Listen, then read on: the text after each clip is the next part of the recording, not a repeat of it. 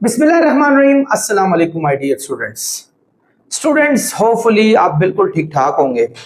आज हमने अपना नया topic which is lecture number 2 rectification alternating current का एक बहुत ही इंपॉर्टेंट टॉपिक है।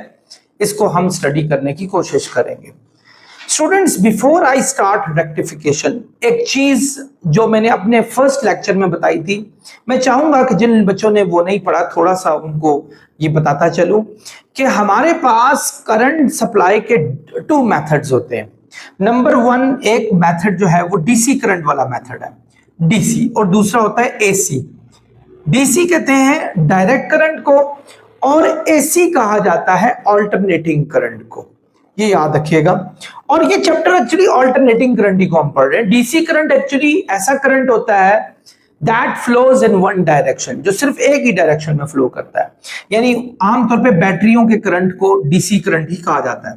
ये देखें, अगर बैटरी का एक पॉजिटिव टर्मिनल है और एक साइड पे नेगेटिव टर्मिनल है और हम उसके साथ कोई भी अप्लायंस जोड़ लेते हैं या कोई रेजिस्टर जोड़ लेते हैं या कोई कंडक्टर जोड़ लेते हैं, सो जब हम स्विच ऑन करेंगे पॉजिटिव का फ्लो इस साइड पे जाएगा जबकि नेगेटिव का फ्लो उस साइड पर जाएगा। This is called DC current. और ये ऐसा ही होता है। आपका करंट अगर ग्राफिकली अंडरस्टैंड किया जाए तो आपका करंट स्ट्रेट डायरेक्शन में फ्लो करता रहता है, सीधा। यानी जब स्टार्ट किया एकदम बढ़ा, फिर उसके बाद एक ही डायरेक्शन में एक ही लेवल का करंट फ्लो कर रहा है। फर्ज करो अगर ये करंट एम्पेयर में दिया है तो ये एक ही एम्पेयर जो है हमारे इसमें से गुजर रहे होंगे। सो दिस इज डीसी, ये डायरेक्ट करंट था। सो डीसी को डायरेक्ट करंट यानी एक्चुअल नाम है। AC alternating current, alternating current का साइन होता है ये साइन्यूसॉइडल वेव का साइन होता है। इसमें आप क्या करते हैं कि आपका जब करंट स्टार्ट होता है, आमतौर पे जनरेटर इसकी बेहतर एग्जांपल है क्योंकि जनरेटर्स जो हमारे एसी जनरेटर्स हैं, एसी जनरेटर याद रखिएगा, हमारे घरों में जो जनरेटर्स होते हैं दे आर एसी जनरेटर। एक बड़े मशहूर साइंटिस्ट थे, उनका नाम था विलियम सर्जन, बड़े मशहूर साइंटिस्ट थे। उन्होंने एक डिवाइस जो है ना वो इजाद की थी जिसका नाम रखा था कम्यूटेटर। ठीक है, उस कम्यूटेटर को लगा के एसी करंट को उन्होंने एसी जनरेटर को डीसी जनरेटर में शिफ्ट किया था। सो खैर we are not talking about that particular thing. हम एसी करंट का जो प्रोडक्शन है that is because of a source of generator, उससे हम देख रहे हैं। उसमें होता क्या है ये मैंने आपको बड़ी तफसील से लेक्चर नंबर 1 में भी बताया था। मैंने इसमें बताया था कि जब पॉजिटिव फ्लो यहां से स्टार्ट होता है और नेगेटिव यहां से स्टार्ट होता है तो आपका करंट कुछ यूं फ्लो करता है कि फर्ज करें आपका करंट 0 से स्टार्ट हुआ और मैक्सिमम करंट जो था वो 5 एम्पियर था। तो आपका करंट स्टार्ट होगा 0 1 2 3 4 5 एम्पियर तक मैक्सिमम जाएगा यहां से, उसके बाद फिर लूज होगा 4 3 2 1 0। फिर उसके बाद क्या होगा, ये डायरेक्शन अपनी चेंज कर लेगा। यानी पॉजिटिव डायरेक्शन आपकी इस साइड पर चली जाएगी और नेगेटिव डायरेक्शन के लिए ये आ जाएगा। तो फिर यहां से करंट जब अपोजिट डायरेक्शन में स्टार्ट हुआ तो यहां का ग्राफ भी अपोजिट हो जाएगा। वही 1 2 3 4 5 5 4 3 2 1 0। सो ये इस फ्लो में यानी इसको साइन कर्व कहा जाता है। यानी साइन कर्व की फॉर्म में जो है हमारे पास करंट एसी में फ्लो कर रहा होता है। I have told you about it in my previous lecture. In fact, in very explanatory form. अब मैं आपको नेक्स्ट ये बताना जा रहा हूं कि एक्चुअली अगर हमारे पास कभी कभी ऐसा हो जाए। अच्छा, बिफोर आई स्टार्ट एक बात यहां मैं ऐड करूंगा कि ये इस पूरी चीज को एक साइकिल कहा जाता है और इस कर्व का नाम होता है साइन्यूसॉइडल वेव। साइन्यूसॉइडल वेव कहा जाता है।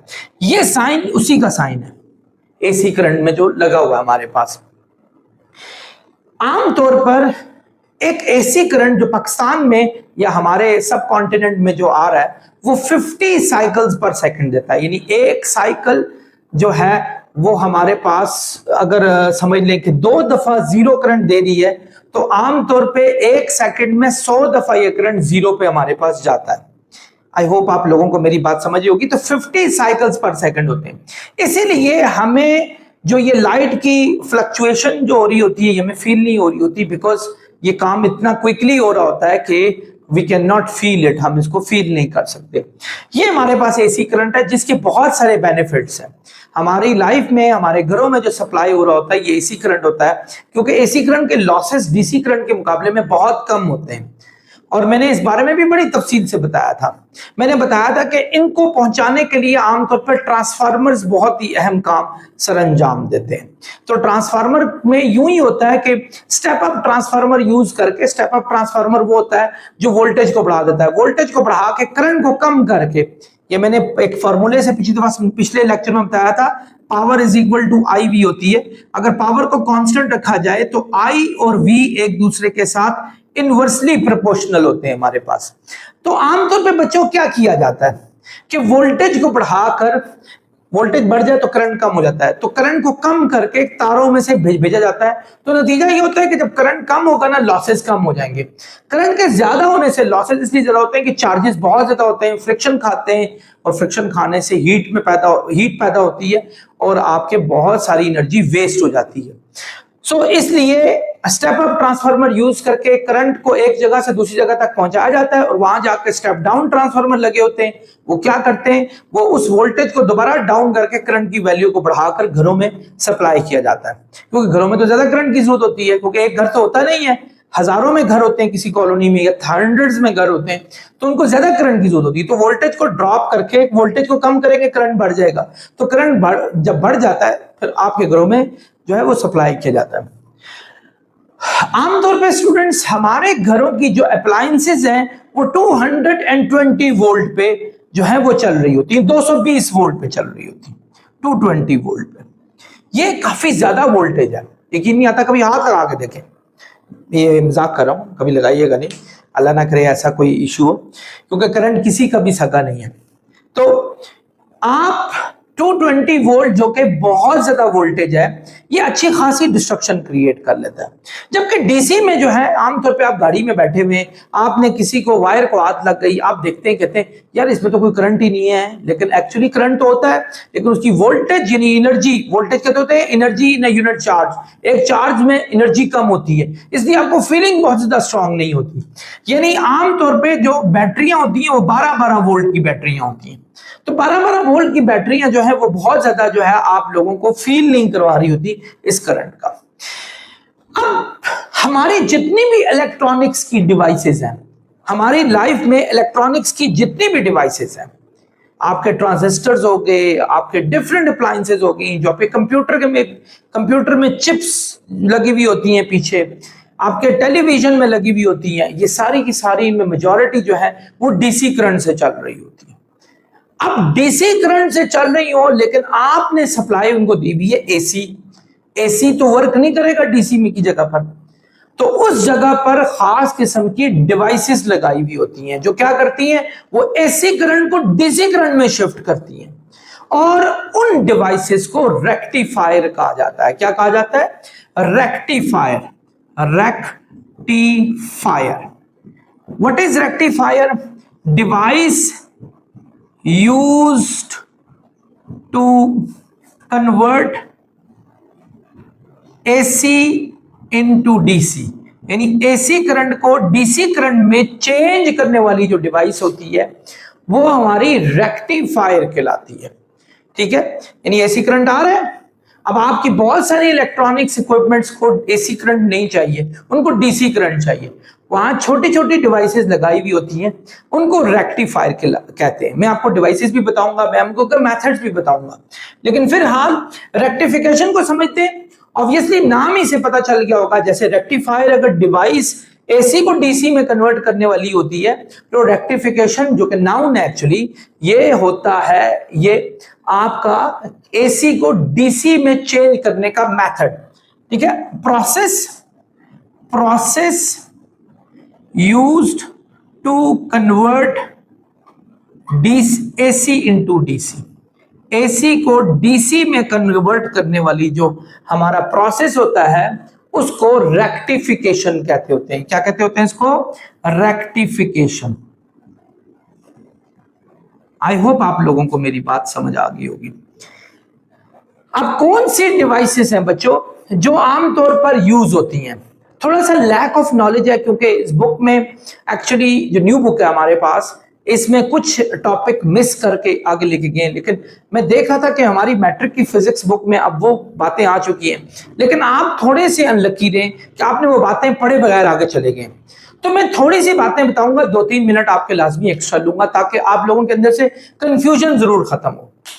अब वो कौन सी डिवाइसेस है जो एसी को डीसी में कन्वर्ट करती हैं? ऐसी कौन सी डिवाइसेस है और कैसे करती हैं? ये फ्लक्चुएशन जो है ये कैसे कंट्रोल होकर किसी वन डायरेक्शन में जा सकती है?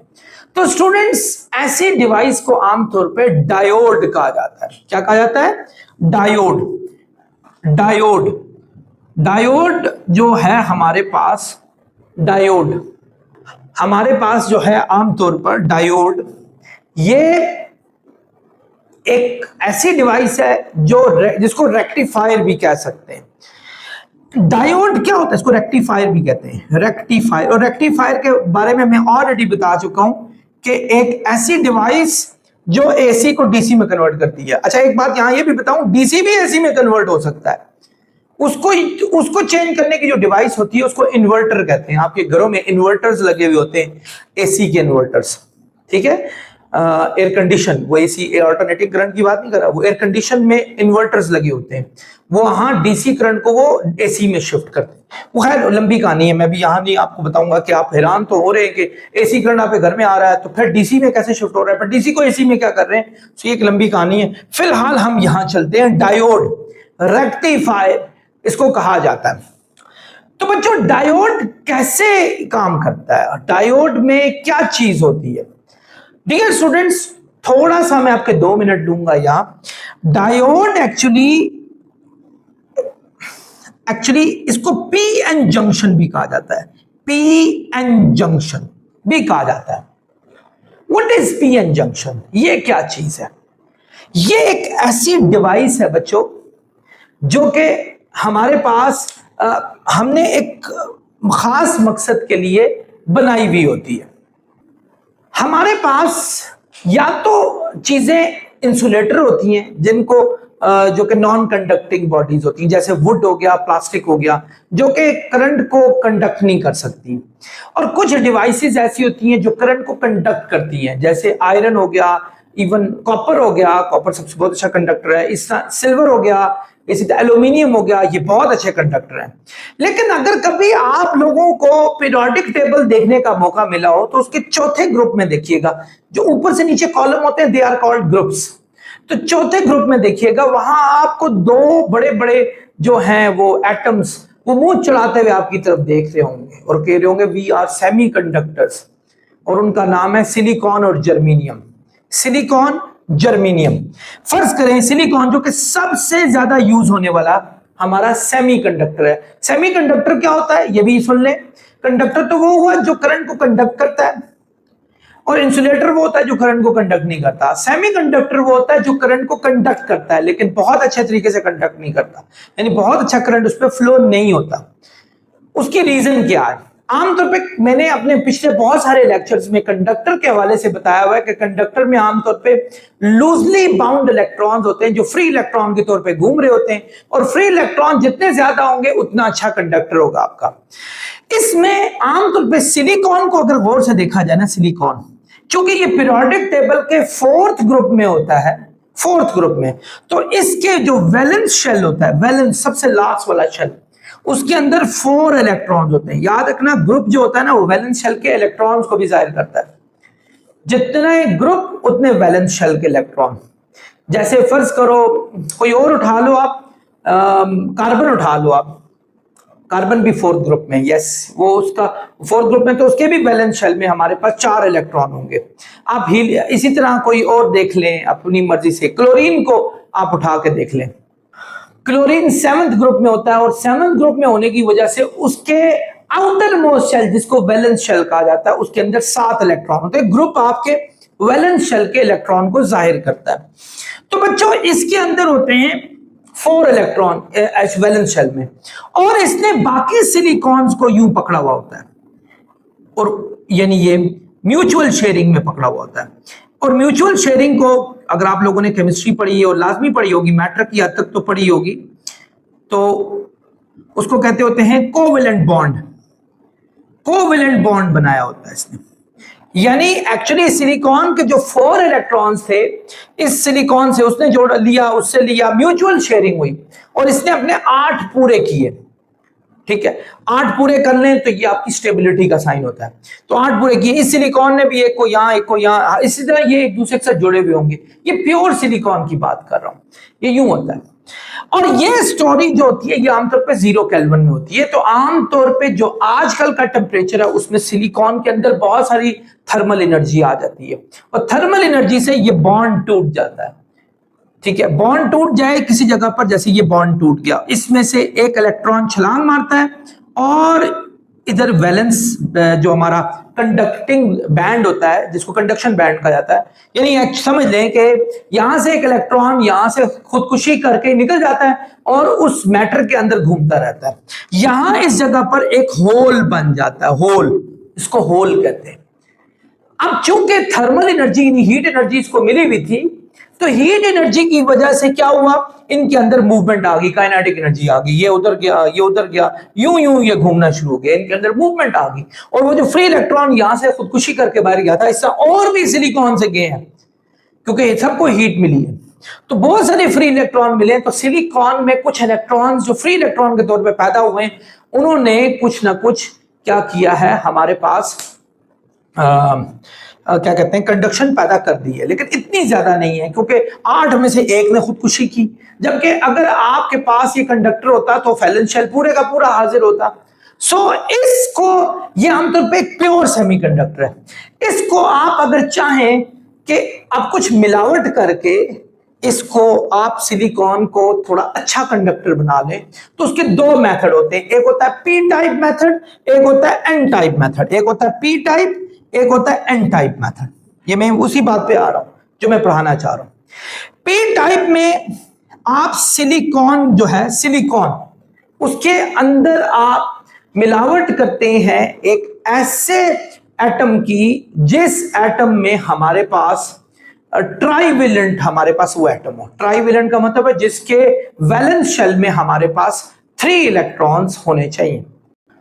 ट्राइवेलेंट स्टूडेंट्स वो एटम होते हैं जिनके आउटर मोस्ट शेल में 3 इलेक्ट्रॉन्स होते हैं, जिसकी सबसे अच्छी एग्जांपल एल्यूमिनियम है।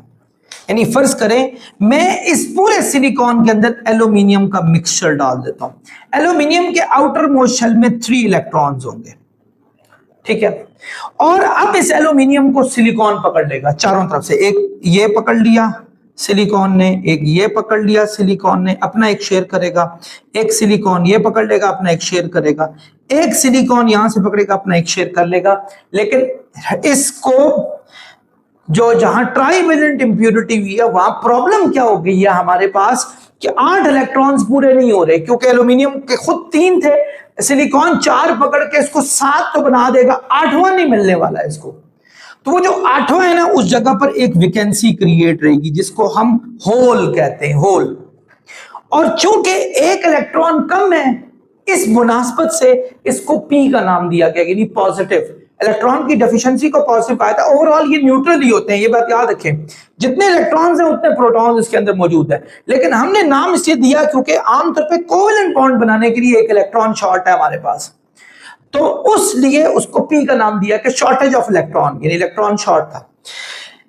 एन टाइप जो सेमीकंडक्टर, ये पी टाइप सेमीकंडक्टर है, इसको एन टाइप सेमीकंडक्टर के लिए आप सिलिकॉन के अंदर वो इंप्योरिटी डालते हैं जिसमें आउटर मोस्ट शेल में 5 इलेक्ट्रॉन, उसको पेंटावेलेंट इंप्योरिटी, यानी पीरियोडिक टेबल के 5वें ग्रुप से उठाना है। ये तीसरे ग्रुप से, ये 5वें से। यानी फर्स्ट करो फास्फोरस, इसकी सबसे अच्छी एग्जांपल है।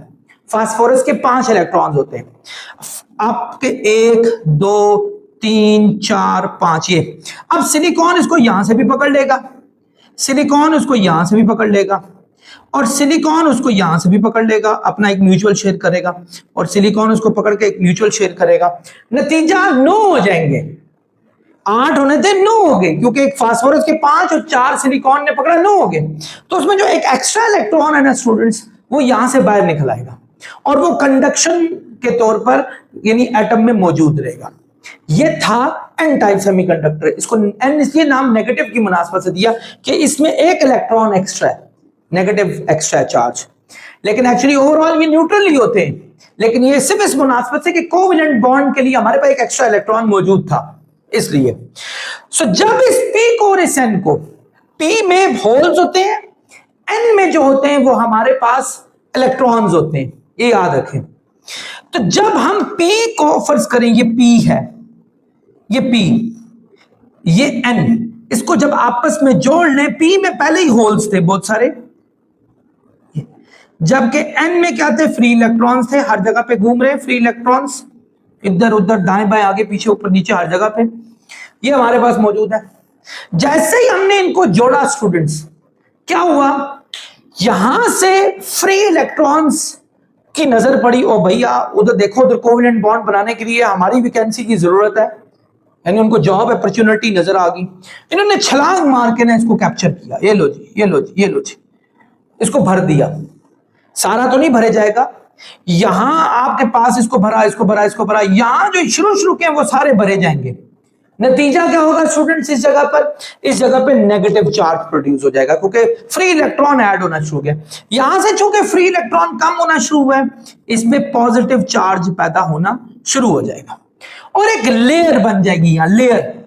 इस लेयर को कहते होते हैं डिप्लीशन रीजन, या इसको पोटेंशियल बैरियर भी इस जगह के पोटेंशियल को कहा जाता है, क्योंकि एक साइड पे पॉजिटिव है, एक साइड पे नेगेटिव है, तो एक पोटेंशियल प्रोड्यूस हो चुका है।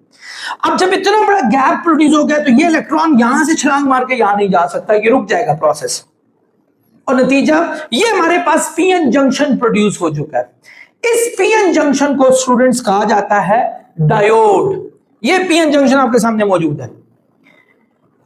मैं जनरली एक बात और करूंगा, फिर हम स्टार्ट करते हैं। पीएन जंक्शन में अगर पी को पॉजिटिव के साथ, बैटरी के पॉजिटिव के साथ जोड़ा जाए और एन को नेगेटिव के साथ जोड़ा जाए, पी को पॉजिटिव के साथ जोड़ा जाए, एन को नेगेटिव के साथ जोड़ा जाए, तो करंट फ्लो हो सकता है। इस बात को कहते हैं फॉरवर्ड बाइस्ड या फॉरवर्ड बाइसिंग कहा जाता है। करंट फ्लो हो सकता है। करंट क्यों फ्लो होता है जरा सुनिएगा। मैंने अभी आपको बताया था, ये देखिए गौर से, मैंने कहा था पी में यहां नेगेटिव की लेयर मौजूद है हमारे पास, और एन में हमारे पास यहां कौन सी लेयर है, पॉजिटिव की लेयर मौजूद है, और ये डिप्लीशन रीजन प्रोड्यूस हुआ है। मजीद इलेक्ट्रॉन उधर नहीं जा रहे, लेकिन यहां इलेक्ट्रॉन्स की डेफिशिएंसी है इस जगह पर।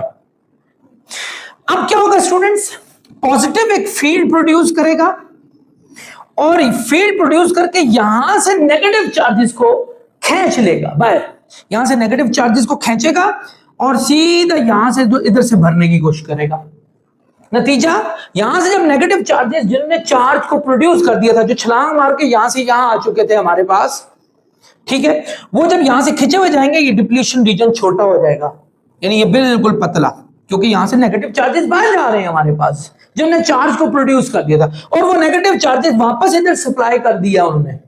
जब यहां सप्लाई हो गया तो यहां भी हमारे पास दोबारा न्यूट्रलाइज हो जाएगा, क्योंकि यहां से शॉर्टेज ऑफ इलेक्ट्रॉन थी, वो शॉर्टेज ऑफ इलेक्ट्रॉन दोबारा यहां से यहां को प्रोड्यूस कर दी गई। इस प्रोसेस को कहा जाता है फॉरवर्ड बाइसिंग। लेकिन इसके लिए पी को पॉजिटिव के साथ जोड़ना है, एन को नेगेटिव के साथ जोड़ना है।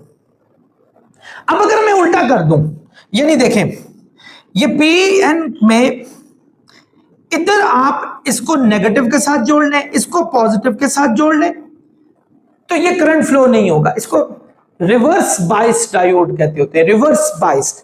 क्यों ऐसा हुआ, ये पहले ही यहां नेगेटिव की अच्छी खासी लेयर थी, और यहां कौन सी थी, पॉजिटिव की लेयर थी हमारे पास। पॉजिटिव जब फील्ड पैदा करेगा यहां से, तो वो मजीद यहां जो इलेक्ट्रॉन बेताब होकर यहां जाने की कोशिश कर रहे थे, तो इनके पास एक अच्छा रास्ता होगा कि पॉजिटिव फील्ड पैदा करके इन इलेक्ट्रॉन को यहां से निकाल के और ऐड कर देगा इधर।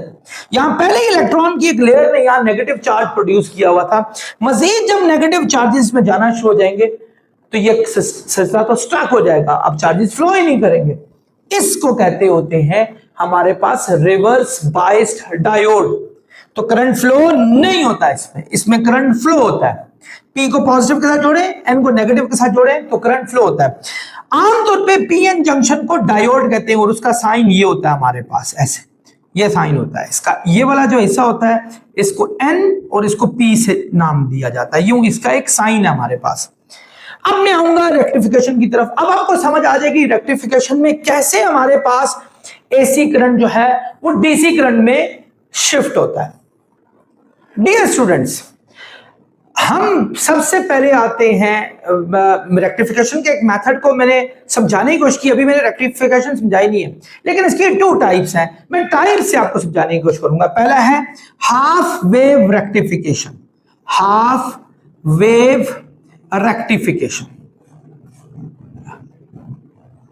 व्हाट इज दिस, ये क्या चीज है? हाफ वेव रेक्टिफिकेशन क्या चीज है हमारे पास? डियर स्टूडेंट्स, एसी करंट को जब हम किसी अप्लायंस में डालने की कोशिश करते हैं, एक ऐसी अप्लायंस जो एक्चुअली हमारे पास चलती डीसी से, और ये तो उसके साथ चलेगी नहीं क्योंकि ये बनी ही प्योरली डीसी के लिए। तो मैं इस जगह पर ना स्टूडेंट्स क्या करूंगा, इस जगह पर एक डायोड लगा दूंगा, यही डायोड जो अभी मैंने समझाया था, ये डायोड जिसका ये N होता है और ये P होता है। दोबारा आपको बात बताऊं, याद रखें करंट तब फ्लो होगा जब P टाइप के साथ पॉजिटिव जुड़ा हुआ होगा और N के साथ नेगेटिव जुड़ा होगा, तब फॉरवर्ड बाइसिंग होती है। अभी मेरे कुछ 2 मिनट पिछले लेक्चर में जाएं, फॉरवर्ड बाइसिंग होती है, करंट फ्लो कर जाता है। लेकिन अगर P के साथ N होगा, सॉरी P के साथ नेगेटिव होगा और N के साथ पॉजिटिव होगा तो करंट फ्लो नहीं करेगा, इसको रिवर्स बाइसिंग कहा जाता है। इसमें हमारे पास वो जो लेयर बनी थी आपके पास चार्जेस की, वो और बढ़ जाती है, वो मजीद आगे जंप लगा के चार्जेस आगे नहीं जा सकते। ये मैंने अभी थोड़ी देर पहले बताया आपको। अब फर्ज करो एसी करंट का मैंने आपको समझाया, फर्ज करो पॉजिटिव लेयर यहां से स्टार्ट हुई है करंट, यानी करंट आपका यूं फ्लो करता है एसी में, बहुत दफा बता चुका हूं मैं, करंट आपका यूं फ्लो कर रहा है, ये ठीक है।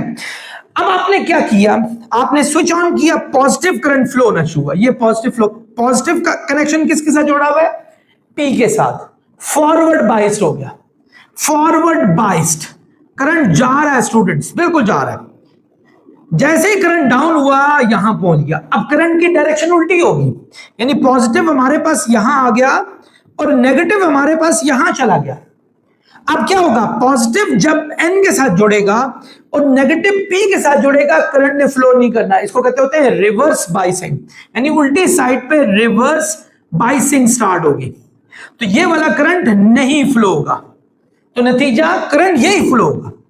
उसके बाद दोबारा पॉजिटिव यहां आया, फिर नेगेटिव आया, पॉजिटिव P के साथ जुड़ गया, नेगेटिव N के साथ जुड़ गया, फिर करंट फ्लो हो गया, फॉरवर्ड बाइसिंग। लेकिन फिर जब नेगेटिव यहां हुआ, पॉजिटिव यहां हुआ, तो नेगेटिव प्लस अगर N के साथ जुड़ जाए और माइनस अगर P के साथ जुड़ जाए, तो इस प्रोसेस को रिवर्स बाइसिंग कहते हैं, करंट फ्लो नहीं होता। सो ये रिवर्स बाइसिंग होगी, तो करंट फ्लो नहीं हुआ, ये हुआ, ये हुआ, ये नहीं हुआ, ये हुआ, ये हुआ, ये हुआ, ये नहीं होगा, ये नहीं होगा, ये नहीं होगा, यानी हमारा करंट कुछ यूं फ्लो हो रहा है, ये देखें, ये फिर उसके बाद ये, फिर उसके बाद ये, उसके बाद ये, उसके बाद ये करंट फ्लो हो रहा है, नीचे वाला करंट फ्लो नहीं हो रहा। इस प्रोसेस को कहते होते हैं हाफ वेव रेक्टिफिकेशन, कि आपकी आधी वेव रेक्टिफाई हो गई है। ये देखो आधी वेव हमने कर ली, लेकिन जो आधी है वो बेचारी जाया हो गई है, तो इसमें आधा करंट तो आपका जाया हो गया सारे का सारा। लेकिन बहरहाल हमें एक काम करने में कामयाब हो गए, और वो काम क्या है कि हमने एसी करंट को डीसी में शिफ्ट कर दिया, कि अब आपका करंट जो है वो फ्लो इधर से इधर ही हो रहा है, ठीक है, जबकि यहां से यहां करंट फ्लो नहीं हो रहा, क्योंकि उसको वो जैसी फ्लो होना चाहता है तो ये N कहता है ना भैया, वेयर आर यू गोइंग, मैं तो तुम्हें नहीं जाने दूंगा, ये तो रिवर्स बाइसिंग है रूल के खिलाफ, तो वो कट लग जाता है, उस पर नहीं जाएगा। तो करंट की डायरेक्शन यही है, लेकिन करंट बार बार ये पल्सुएशन सी आ रही है, जा रहा है रुक रहा है, जा रहा है रुक रहा है, जा रहा है रुक रहा है, और ऊपर से कम ज्यादा भी हो रहा है, कम ज्यादा कम ज्यादा।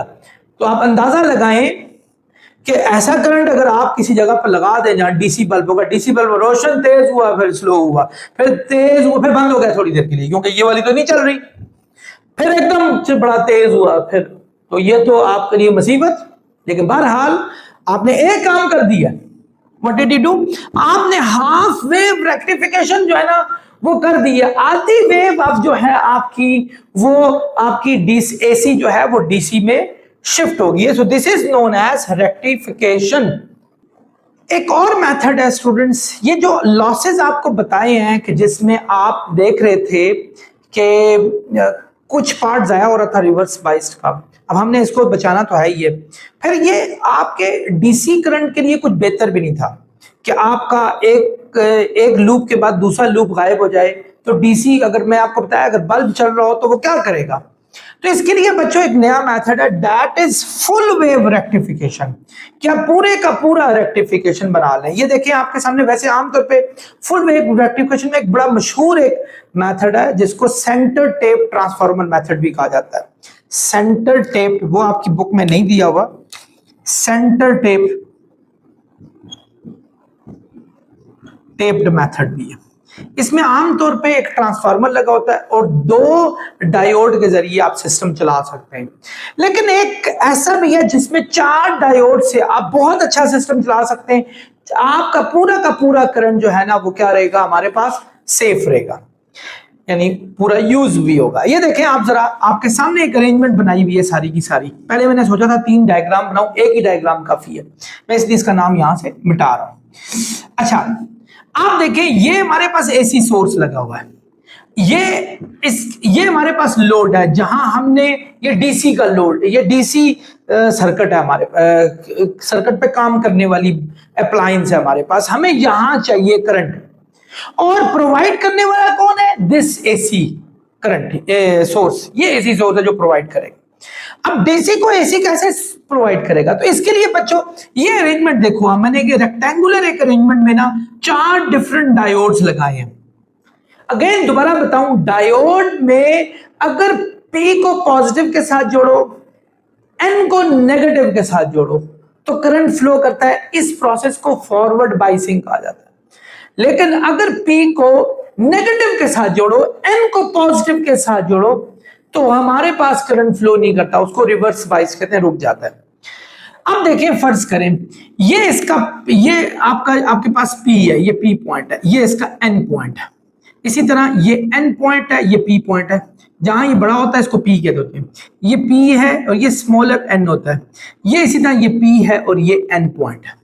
अब ये देखें, फर्ज करें यहां हमारे पास करंट था पॉजिटिव और यहां नेगेटिव, यानी हमारी पहली वेव चल रही है स्टार्ट। ये देखें यहां से स्टार्ट हुआ, ये हमारे पास करंट है, ये प्लस वाला चल रहा है, यानी पहला हाफ साइकिल हमारे पास स्टार्ट हो गया है। यहां से प्लस चला, प्लस यहां से गया, प्लस को P के साथ जुड़ना चाहिए, यस, यानी ये इसके लिए फॉरवर्ड बाइस्ड है, ये फॉरवर्ड बाइस्ड है ये वाला, यानी यहां से करंट गया और यहां से करंट इसके अंदर से होता हुआ ये इधर पहुंच गया, इधर से इधर नहीं जा सकता। ये हमने एक और डायोड लगाया हुआ है जिसका यहां N है, तो प्लस वाला N के साथ तो रिवर्स बाइसिंग प्रोड्यूस करता है। तो नतीजा क्या हुआ, प्लस वाला यहां से यहां भी नहीं जाएगा क्योंकि ये N है, यहां से इसको रिवर्स बाइस मिल रहा है, सो प्लस वाला यहां नहीं जाएगा, ये इसके लिए रुक गया। प्लस वाले के लिए यही रास्ता ऑन है, ये तो यहां से भी यहां से नहीं जाएगा, ये भी इसके लिए रास्ता क्लोज है, तो वो उसके पास एक ही रास्ता है, यहां से सीधा यहां पहुंच जाए, यहां आपके पास प्लस पहुंच गया। और नेगेटिव, ये देखें नेगेटिव जो बीम ऑफ इलेक्ट्रॉन्स थे, ये देखें ये जब यहां जाएंगे, ये ये हमारे पास नेगेटिव है, ये देखें ये यहां से इसका रिवर्स हो गया, नेगेटिव P में से नहीं घुस सकता, P में से नेगेटिव को N में से जाना चाहिए तब फॉरवर्ड बाइसिंग होगी, तो यहां से निकलेगा, यहां से जब ये नेगेटिव इस N के साथ जुड़ेगा यहां से फॉरवर्ड बाइसिंग होगी, यहां भी नहीं जा सकेगा क्योंकि आगे P है, तो करंट जो नेगेटिव फ्लो ऑफ इलेक्ट्रॉन्स है वो ना यहां जा सकते हैं बल्कि उनका रास्ता ये हो जाएगा, ना यहां जा सकते हैं क्योंकि यहां से आगे P है, तो फिर उनके लिए ये रास्ता बनेगा और ये जाकर ये इधर नेगेटिव पहुंच गए। यूं आपने देखा कि प्लस यहां पहुंच गया और माइनस आपका यहां पहुंच गया। ये तो तब था ना बच्चों जब first half wave rectification, first cycle आपका जो हुआ था, फर्स्ट हाफ साइकिल जब आपका हुआ था। अब क्या होगा, ये प्लस ने फिर अल्टीमेटली नीचे आना होता है, क्योंकि एसी करंट है ना, प्लस नीचे आना है और माइनस ने ऊपर जाना है हमारे पास। हम ये थोड़ा सा मिटा रहे हैं अब, क्योंकि अब सिस्टम दोबारा चेंज हो जाएगा, क्योंकि अब करंट का जो डायरेक्शन है वो चेंज होगी हमारे पास सिग्निफिकेंटली। देखिए अब प्लस ये प्लस जब आपके पास यहां से जाएगा, ये एन है, कहेगा ना भैया मैं तुझे अलाउ नहीं करता, हमारे लिए तो तू फॉरवर्ड बाइस है, तो यहां से वो नहीं जाएगा। तो फिर रास्ता प्लस का यहां से ये निकल गया, यहां से होके इधर भी नहीं जा सकता क्योंकि आगे एन है, और एन कहेगा ना भैया रिवर्स बाइसिंग, तो उसको प्लस यही रास्ता मिलेगा। तो फिर आपका करंट यहां से होते हुए सीधा इस जगह पर पहुंच गया, ठीक है। वही जहां पहले प्लस पहुंचा था, अभी उल्टा किया तब भी प्लस वहीं पहुंचा हमारे पास। यानी आप देखें, ये नहीं हुआ कि प्लस हमारा यहां आ गया, अगर प्लस यहां माइनस वहां फिर प्लस वहां माइनस यहां, यानी उल्टा हो रहा था, फिर तो एसी करंट ही था। इसको चाहिए डीसी करंट, डीसी के लिए इसको इस जगह पे हर वक्त प्लस चाहिए, इसको इस जगह पे हर वक्त माइनस चाहिए। तो ये सारा डायोड का एक जाल बिछाया है। तो प्लस की डायरेक्शन ये करके यहां पहुंची, नेगेटिव की डायरेक्शन देखें ये गया, ये रास्ता इसके लिए बंद है क्योंकि आगे पी है, एंड नेगेटिव के साथ पी जुड़ा हो तो रिवर्स बाइसिंग होती है। तो यहां से सीधा ये रास्ता बचा, यहां से भी आगे नहीं जाएगा, पी है कि ना भैया we are not allowing you, क्योंकि हमारे पास रिवर्स बन रहा है, तो वो फिर उसके बाद ये रास्ता बचता है और नेगेटिव यहां पहुंच गया। देखें यानी उस हाफ वेव साइकिल में बी प्लस यहां था माइनस यहां था, जब उल्टा हुआ तब भी प्लस यहां है और माइनस यहां है। यानी आपके पास ये वाला भी जो है हमारे पास फ्लो करना शुरू हो गया और वो इसी डायरेक्शन में फ्लो करना शुरू हो गया, यानी नीचे वाली डायरेक्शन में फ्लो नहीं किया, ऊपर वाली डायरेक्शन में फ्लो करा। फिर ऊपर वाली स्टार्ट होगी, ऊपर वाली में होगा, फिर ऊपर वाला, ये हमेशा प्लस यहीं रहेगा और माइनस हमारे पास यहां रहेगा। यानी जो नीचे वाली जो साइकिल थी ना, ये हमारे पास, ये हमने एक बड़े ट्रिक से जो है ना ये खत्म कर दी है। ये हमने डायोड्स का ऐसा जाल बिछाया कि किसी सूरत में नेगेटिव यहां नहीं आएगा, पॉजिटिव यहां नहीं आएगा। तो नतीजा ये फुल वेव रेक्टिफिकेशन में सारा करंट हमने यूज कर लिया, ये यूजेज होगी, ये देखें ये यूज हो गया हमारे पास इजीली। और हमारे पास ये डीसी करंट का एक सबसे अच्छा जो है ये हमने मेथड ये बता दिया कि इस तरह आप कर सकते हैं। लेकिन एक प्रॉब्लम अभी जगह पर भी मौजूद है। वो कौन सी प्रॉब्लम है? वो प्रॉब्लम ये है बच्चों कि अब ये करंट भी तो देखें, आप जरा अंदाजा लगाएं कि कभी ज्यादा हो जाता है फिर कम, ज्यादा हो जाता है कम। अब डीसी करंट के हवाले से हमने क्या पढ़ा था कि जब आप किसी बैटरी को किसी अप्लायंस के साथ कनेक्ट करते हैं, फर्ज करें ये अप्लायंस है हमारे पास, इसके साथ कनेक्ट करते हैं, रजिस्टर के साथ कनेक्ट करते हैं, तो हमारा करंट तो यूं पहले तो शुरू में स्टार्ट होता है, उसके बाद एक ही डायरेक्शन में फ्लो करता रहता है। कभी ऐसा नहीं होता कि ये झोल आ रहा हो, इसमें बार बार अप डाउन हो रहा हो। So it is not doing any up down. So अब इसको हम ऐसे यूज करेंगे, ये भी तो बड़ा अजीब लगेगा, बल्ब आपका ब्राइट हो रहा है, फिर डाउन ब्राइट हो रहा है, डाउन ब्राइट डाउन, ठीक है आपने नीचे वाले कंट्रोल कर लिए, यूज कर लिए, बट स्टिल ये तो बड़ा प्रॉब्लम क्रिएट करने वाला। इसके लिए हम एक नया मेथड यूज करते हैं, उनको कहते हैं फिल्टरिंग। फिल्टरिंग करते हैं। वो कौन सी फिल्टरिंग करते हैं वो मैं अभी आपको समझाता हूं। फिल्टरिंग क्या होती है स्टूडेंट्स? फिल्टरिंग देखें, अगेन सुन लें कि जब हमने एसी करंट चलाया इस 4 डायोड्स के जरिए, तो हमेशा एक चीज का प्रॉब्लम रहा और वो था पल्सुएशन, अप डाउन मूवमेंट, स्टेबिलिटी का ना होना। ये स्टेबिलिटी हमें चाहिए, हमें एक स्टेबल करंट चाहिए एक ही स्मूथ डायरेक्शन में। उसके लिए हमने एक नई चीज ऐड की, दैट इज कैपेसिटर। कैपेसिटर क्या होता है students? Capacitor is a device that is used to store charges को स्टोर करके रखता है। ये लो भैया, जब चार्जेस की जरूरत पड़े तो ये ले तू रख ले, मैं ले लूंगा पीछे से, मेरे पास तो आ जाएंगे कहीं ना कहीं से। अब जब पल्सुएशन कायम होगी, ये देखें पल्सुएशन क्या थी, अभी आपको मैंने बताया था कि यूं फिर यूं, ये इस तरह की पल्सुएशन से हमें जान छोड़नी है। क्या करें ऐसा?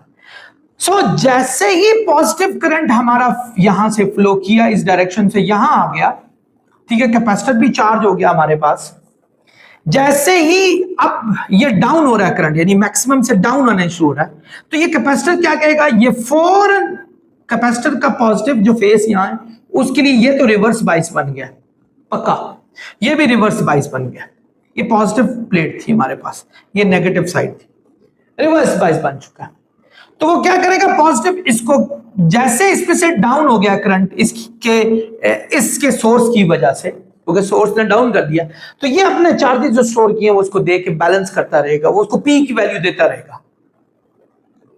फिर जब दूसरा स्टार्ट होगा, दूसरा सिस्टम, वो क्या करेगा, वो मतलब जब उल्टी साइड में भी जब पॉजिटिव यहां से स्टार्ट हुआ था हमारे पास, तो यहां से जाते हुए यहीं पहुंचा था, तो उसने भी कैपेसिटर को चार्ज भी कर दिया और साथ साथ लोड में दिया, और लोड बढ़ता गया। जब वो इस जगह पर आया फिर डाउन होना शुरू हुआ, तो कैपेसिटर ने अपने चार्जेस जो थे वो क्या कर दिए, उसको दे दिए। कैपेसिटर जो है ना, ये एक बैंक की तरह मौजूद है आपके पास। एक एम्प्लॉय है, उसकी 25,000 रुपए तनख्वाह है, तो एकदम किसी रिश्तेदार की शादी आ जाती है, तो वो बैंक जाता है कि भैया चलो मैं आपको अगले महीने दे दूंगा, प्लीज मुझे इतने पैसे उधार दे दें। तो बैंक कहता है परेशानी की जरूरत नहीं है, मुझे पता तुम्हारा 25,000 रुपया खर्चा है एवरेज, तो मैं तुम्हें 10,000 रुपया जो है ना वो दे देता हूं कर्जा, तो तुम मुझे ऐसा लौटा देना। तो ये ऐसे ही है, ये बैंक है। जैसे यहां इसके पास बेचारे के पास पॉजिटिव चार्जेस खत्म हुए, ये उसको कहेगा ये ले याशी कर, कोई नहीं मुझे बाद में दे देना, मैं वैसे ही ले लूंगा वहां से, कोई मसला नहीं है। तो वो जैसे बैंक कहेगा मैं तुम्हारे एम्प्लॉयर से वैसे ही ले लूंगा, मैं उससे ले लूंगा, तुम मुझे ना देना, मैं उससे सूद या किस्त की शक्ल में ले लूंगा। सो ये बिल्कुल ऐसा ही है स्टूडेंट्स। कैपेसिटर जो है ये फिल्टरिंग का काम करता है, ये एक स्टेबिलिटी पैदा करता है कि एक ही स्मूथ लेवल पे आपका जो है ना वो करंट जो है ना पीक लेवल पे चलना शुरू हो जाए। आई होप आपको ये बात समझ आई होगी। एक बात याद रखें, जितनी कैपेसिटेंस इसकी ज्यादा होगी, कैपेसिटेंस कहते हैं एबिलिटी टू स्टोर चार्जेस, जितनी ही कैपेसिटेंस ज्यादा होगी इसका मतलब है इसके अंदर एबिलिटी ज्यादा है चार्जेस स्टोर करने की, ये उतनी उसकी मदद करता रहेगा लोड की। जितनी लोड ज्यादा हो जाएगा बड़ा, तो जितना बड़ा लोड हो उसको पैसे ज्यादा चाहिए होंगे, ठीक है। शादी उसके भाई की आ जाए तो उसको पैसे ज्यादा चाहिए होंगे बैंक से, तो बैंक भी ऐसे के पास जाए जो जिसके पास पैसा हो मौजूद, ज्यादा पैसे हो, तो वो फिर आपको कैपेसिटर भी बड़ा रखना पड़ेगा, वरना कैपेसिटर जो हो जाएगा वो क्या हो जाएगा, वो तो मतलब वो इतना बड़ा लोड देके वो अपने चार्जेस दे देगा, लेकिन उसकी तो वो जो भूख है वो खत्म ही नहीं कर सकेगा, क्योंकि उसको तो ज्यादा चार्जेस चाहिए थे क्योंकि लोड बड़ा था हमारे पास। So you need to have capacitor according to the load you have put in that particular circuit. तो आपके पास वैसा ही कैपेसिटर होना चाहिए। तो ये इसको कहते हैं स्टूडेंट्स फिल्टरिंग। तो फिल्टरिंग में हमारे पास जो डिवाइस यूज हुई थी दैट इज कैपेसिटर, ये फिल्टर के तौर पे यूज हुआ था। आई होप ये पल्सुएशन को खत्म करता है, पल्सुएशन जो पैदा हो रही है वो एक ही जो है हमारे पास डायरेक्शन में और एक ही लेवल पे करंट को जो है वो लेके चलता है। आई होप स्टूडेंट्स आपने लेक्चर को एंजॉय किया होगा। अपना बहुत ख्याल रखिएगा, नेक्स्ट लेक्चर तक इजाजत दें, अल्लाह हाफिज।